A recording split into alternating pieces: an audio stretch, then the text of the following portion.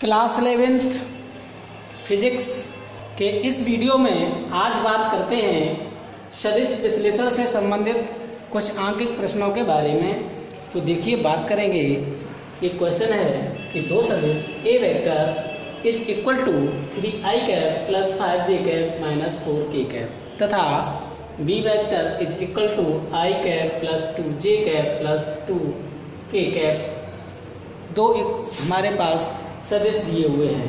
तो हमको ज्ञात करना है A vector cross B vector यानी कि क्रॉस गुणन पता करना है।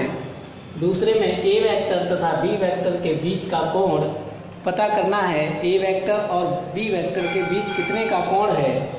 उसके बाद हमको पता करना है ए वेक्टर के दिक्कोज्याएं। ए वेक्टर जो है उसकी दिक्कोज्याएं पता करनी है। तो देखिए बात करते हैं। सबसे पहले बात करेंगे हम ए वेक्टर, पहले का आंसर करेंगे तो A vector cross B vector. तो देखिए A vector cross B vector, इसको निकालने के लिए हमने कल एक विधि बताई थी आपको। यहाँ पर हम क्या करेंगे, आई मान लेंगे, यहाँ जे मान लेंगे, यहाँ पर हम के मान लेंगे, ठीक है। और फिर हम क्या करेंगे कि यहाँ पर ए वेक्टर के सभी कंपोनेंट्स ले लेंगे। तो यहाँ पे 3 ले लिया, यहाँ पे 5 ले लिया हमने और यहाँ पे -4 ले लिया। इसके भी ले लो, यहाँ पे 1 है, इसके कंपोनेंट्स यहाँ पे 2 है और इसका कंपोनेंट्स का ये ले लिया हमने 2 और 2। क्लियर है। अब इस प्रकार से हम इसको लिख लेते हैं। सबसे पहले किसी भी दिए हुए दो सदिशों का हमको क्रॉस गुणन करना है तो उनको हम एक मैट्रिक्स के फॉर्म में लिख लेते हैं। और उसके लिखने का तरीका है कि आई जे के, और पहले हम ए वेक्टर के सभी गुणांक लिखेंगे। तो 3, 5, -4 चिन्ह सहित लगाए हैं हमने।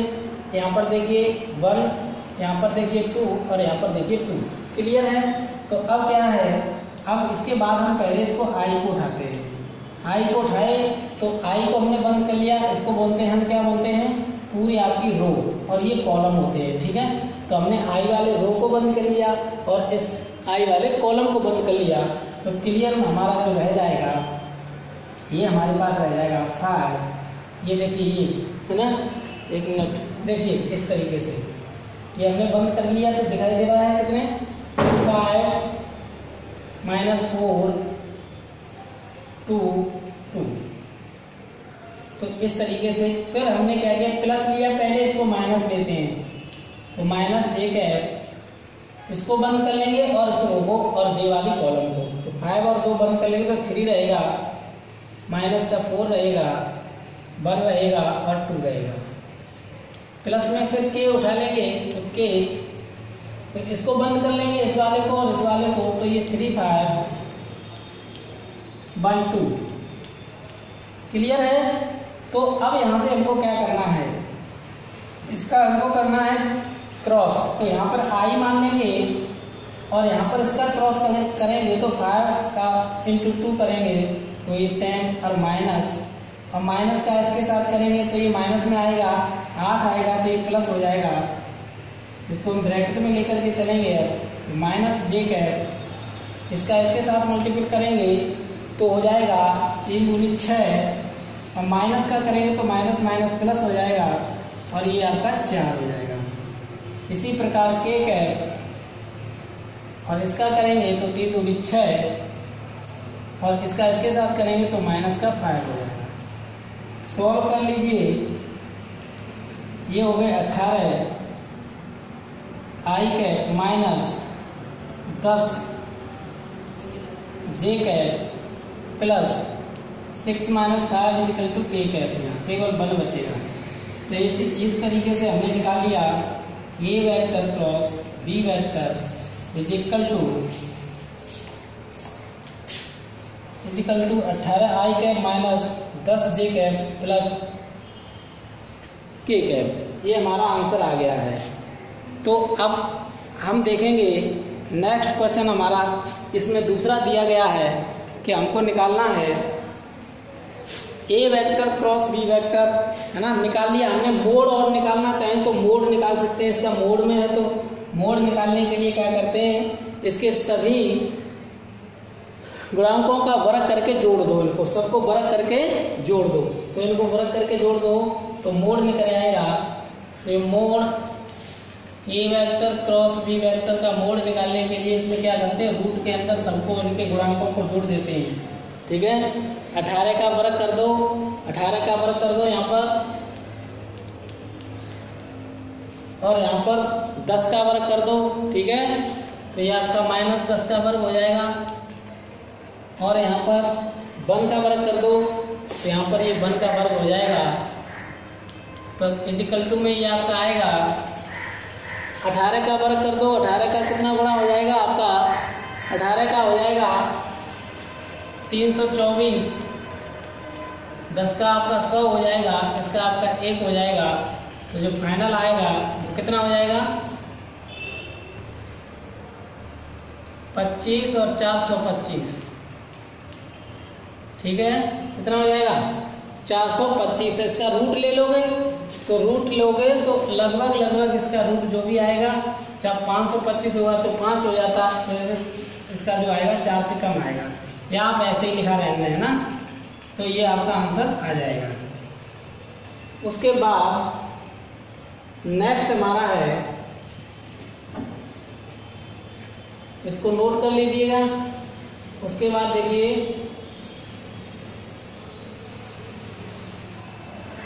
नेक्स्ट हमारा है ए वेक्टर तथा बी वेक्टर के बीच का कोण। तो देखिए ए वेक्टर व बी वेक्टर के बीच का कोण हमको पता करना है। तो हम क्या करेंगे, सबसे पहले हम A vector dot B vector is equal to क्या होता है, ए वेक्टर का mod plus dot B vector का मोड, और ये आपका होता है कॉस थीटा। ठीक है, हमको थीटा पता करना है, तो कॉस थीटा इजिकल टू हो जाएगा ए वेक्टर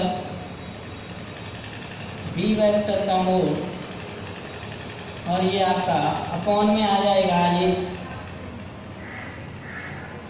एक मिनट रुकिए, देखिए A vector dot B vector upon A vector dot B vector. ठीक है, ये मोड में आ गए।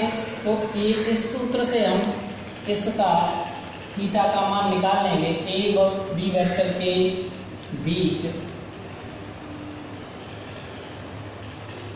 कोण ज्ञात किया जा सकता है। तो सबसे पहले हमें निकालना है ए वेक्टर का मोड। निकालने के लिए हम क्या करेंगे, इस ए वेक्टर के सभी कंपोनेंट्स का वर्ग करके जोड़ देंगे, तो आ जाएगा हमारा, इसका वर्ग करेंगे तो ये 3 का वर्ग 9 प्लस 5 का वर्ग माइनस 4 का वर्ग इजिकल टू ये हो जाएगा 9 प्लस 25 प्लस 16। तो ये ऐड कर लो, इसको सबको ऐड कर लो।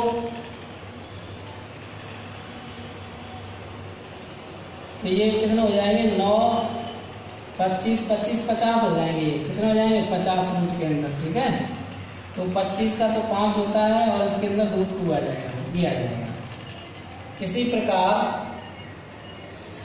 इसी प्रकार देखेंगे ए वेक्टर निकालिए, ऐसे प्रकार निकालेंगे बी वेक्टर। तो B vector is equal to हो जाएगा मोड के अंदर ये आपका 1 का वर्ग 2 का वर्ग और फिर 2 का वर्ग। ये कितने हो जाएंगे, बी वेक्टर का मोड इज इक्वल टू हो जाएगा 1 का 1 रहेगा प्लस 4 प्लस 4, तो इसका हो जाएगा 9, इसका हो जाएगा आपका 3। ठीक है, इस तरीके से हमने निकाल लिए। ये मान निकालने के बाद फिर हम क्या करेंगे, ये फॉर्मूले में इनको पुट कर देंगे। अभी हमको ना ए वेक्टर डॉट बी वेक्टर भी निकालना है, तो हम इसको निकाल लो। तो A vector dot B vector कैसे निकालते हैं, इन दोनों का मल्टीपल कर दो, तो 3i cap plus 5j cap minus 4k cap. अब इसको इनटू में कर दो, i cap 2j cap plus 2 k cap, A vector dot B vector is equal to, देखिए आई का आई के साथ मल्टीपल करते हैं, आई का मल्टीपल आई के साथ करेंगे तो यहाँ पे आ जाएगा 3 और आई डॉट आई का मान होता है 1, ठीक है। ऐसे ही यहाँ पे 5 का मल्टीपल 2 के साथ करेंगे तो 10 और जे का जे के साथ कितना होता है 1 और इसी प्रकार इसके साथ करेंगे तो ये हो जाएगा 8, माइनस में आएगा है ना, 4 का मल्टीपल 2 से 4 2 जा 8, क्लियर। तो ये हमारा A vector dot B vector is equal to, ये कितने हो गए 13 में से 8 गए तो कितने बचे 5, क्लियर है। 5 आपका आंसर इसका आ जाएगा। अब हमको निकालना है तो cos theta is equal to formula लगा दीजिए यहाँ पर, cos theta is equal to A vector dot B vector की वैल्यू कितनी है 5 और ए वेक्टर का मोड कितना आया था 5√2, बी वेक्टर का मोड कितना आया था 3, 5 से 5 ये कैंसिल हो जाएंगे, cos theta is equal to हो जाएगा 1/3√2, तो ये थीटा इज इक्वल टू हो जाएगा cos इनवर्स 1/3√2। ये आपका ए वेक्टर तथा बी वेक्टर के बीच का कोण ज्ञात हमें हो गया है। एक और इसमें पूछा गया है कि ए वेक्टर के दिक् कोज्याएं बताइए, तो ए वेक्टर की दिक् कोज्याएं पता करनी है हमको। तो ए वेक्टर की दिक् कोज्याएं कैसे पता करेंगे आइए देखते हैं। इसमें क्या करना है, देखिए ए वेक्टर जो दिया गया है हमारा वो हमारा 3i cap 5j cap -4 k cap है, ठीक है। तो हमको ए वेक्टर की दिक् कोज्याएं पता करनी है, तो इसको देखिए, इसका फॉर्मूला था cos alpha is equal to ax upon mod A vector, ठीक है। इसी प्रकार हमारा होता है cos बीटा बराबर ए Y upon mod A vector और cos गामा बराबर ए Z upon mod A vector. ये हमारी दिक् कोज्याओं के सूत्र होते हैं, ठीक है। इन दिक् कोज्याओं के सूत्रों का प्रयोग हम इसमें कर देंगे तो देखिए cos alpha is equal to हो जाएगा ax का मतलब होता है इसका गुणांक 3, मतलब x का मतलब आई के साथ जो भी गुणांक होगा वो, ठीक है। तो यहाँ पर ये रख लिया और ए वेक्टर का मतलब है हमारा कि इसका जो मोड आया था, ए वेक्टर का जो मोड आया था कितना आया था 5√2 आया था, यहाँ पे हमने ये लगाया था तो 5√2 यहाँ पे लगा देंगे 5√2। तो ये हमारा आ गया एक दिक् कोज्या cos अल्फा की, ठीक है। इसी प्रकार हम लगा देंगे cos beta is equal to, तो cos beta is equal to लगाएंगे तो इसमें लगाएंगे तो ए वाई, इस देखो जे वाली जो होती है जे वाली वो वाई को डिनोट करेगी, तो ये हमारी 5 इसका गुणांक है 5 और अपॉन ए वेक्टर का तो मान वही रहेगा 5√2 हो जाएगा। तो ये cos alpha is equal to cos beta is equal to हो जाएगा 1/√2, ठीक है। cos beta is equal to हो जाएगा 1/√2। अगला देखिए cos गामा लगा दीजिए, cos गामा, तो cos गामा लगाएंगे, cos गामा में भी ये आपका हो जाएगा ए जेड अपॉन ए वेक्टर, इसका मान ए जेड का मान यहाँ से देखो -4 है और ए वेक्टर का मान वही है सबके लिए 5√2। तो इस तरीके से ये हमारा हो गया cos gamma is equal to -4/5, ठीक है। ये आप लोग समझ चुके होंगे। हमने देखा कि एक क्वेश्चन से हमने 3 पॉइंट हल किए, तो हमारा उद्देश्य ये है कि थोड़े से समय में एक ही क्वेश्चन से ढेर सारी चीज़ें आप लोग समझ जाएं। तो आइए अब अगले नेक्स्ट क्वेश्चन को देखते हैं। अगला क्वेश्चन है,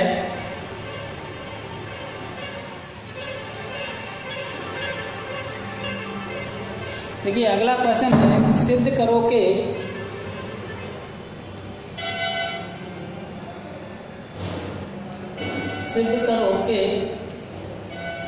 अगला क्वेश्चन है, सिद्ध करो कि A vector is equal to I cap minus 5j cap. A vector is equal to I cap minus 5j cap तथा बी वेक्टर इज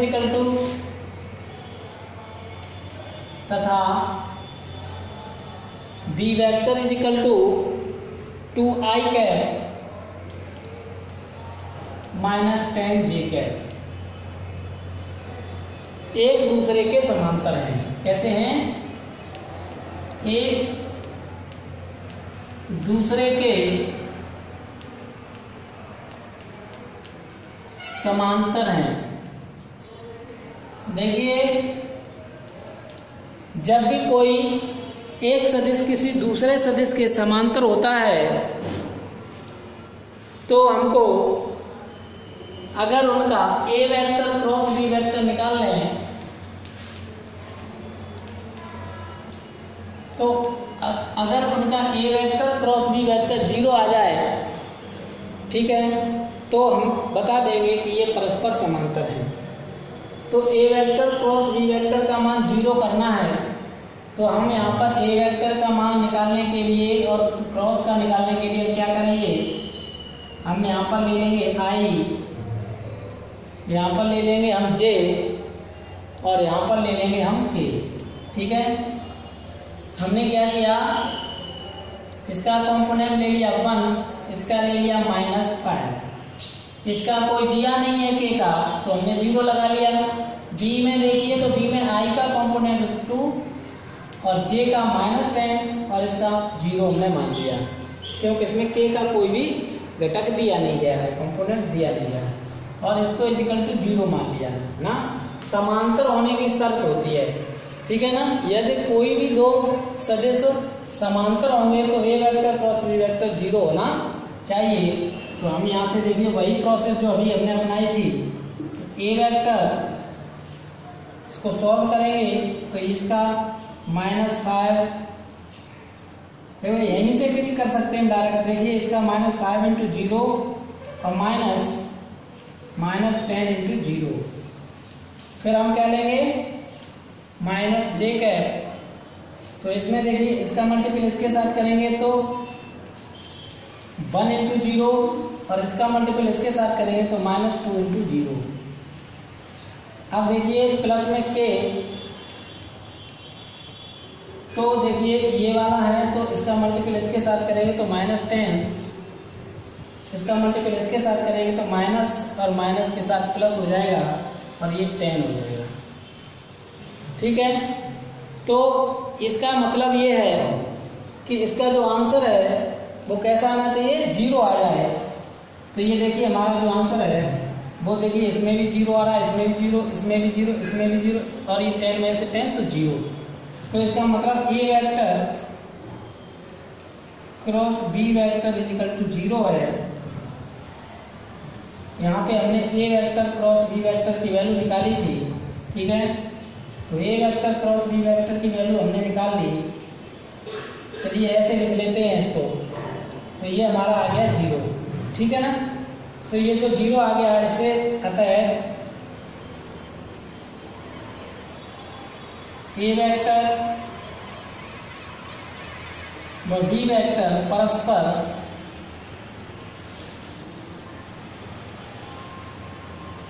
समांतर है। कैसे है, परस्पर समांतर है, ठीक है।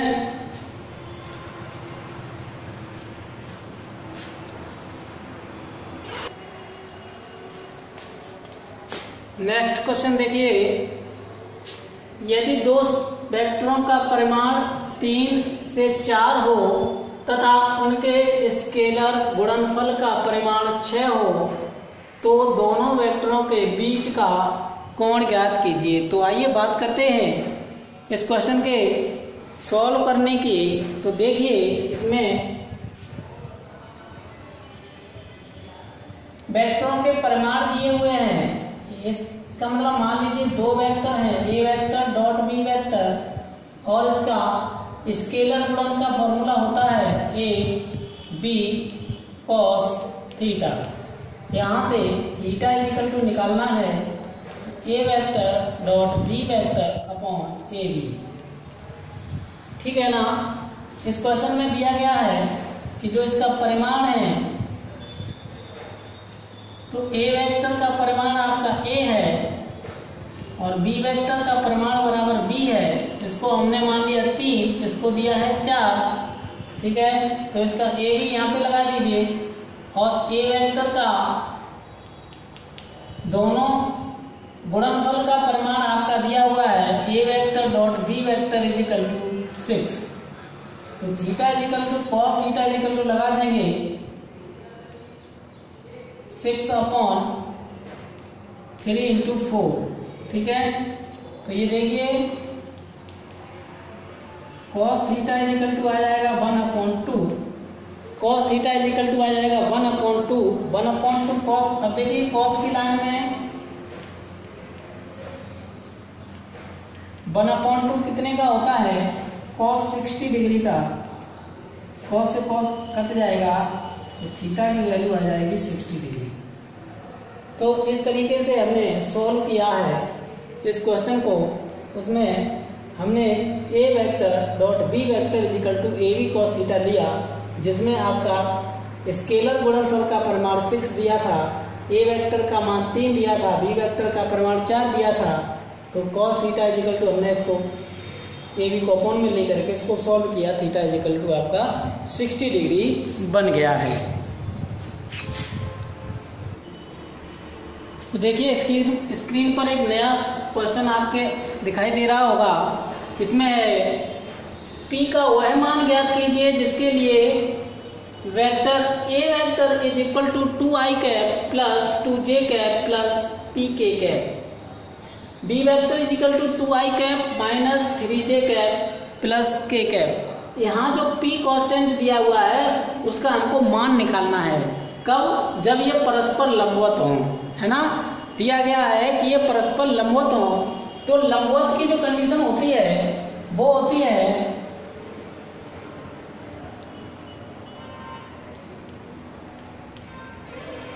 लंबवत होने